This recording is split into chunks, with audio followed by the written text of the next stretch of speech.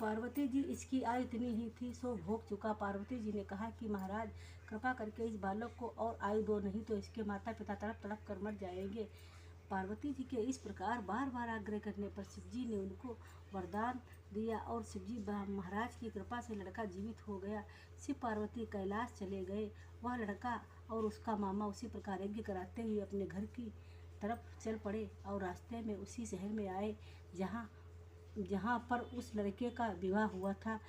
वहाँ पर आकर जब उन्होंने यज्ञ आरंभ कर दिया तो लड़के के ससुर ने उसको पहचान लिया और अपने महल में लाकर उसकी बड़ी खातिर की। साथ ही बहुत सारा धन और दासियों सहित बड़े आदर और सत्कार के साथ अपनी लड़की और जमाई को विदा कर दिया।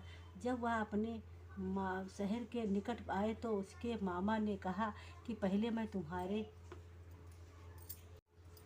तुम्हारे घर जाकर खबर कराता हूँ। उस समय उसके माता पिता अपने घर की छत पर बैठे हुए थे और उन्होंने यह प्रण रखा था कि यदि हमारा पुत्र सकुशल घर आया तो राजी खुशी से नीचे आ जाएंगे, नहीं तो छत से गिरकर अपने प्राण दे देंगे। इतने में उस लड़के के मामा ने आकर यह सारा समाचार दिया कि आपका पुत्र आ गया है, परंतु उनको विश्वास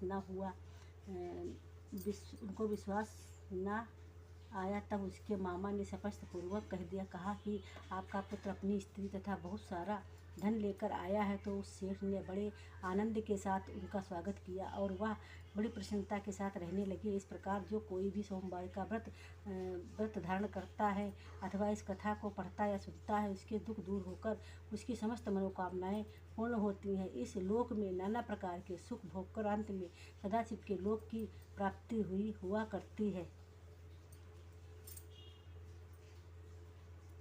जय शिव शंकर की जय।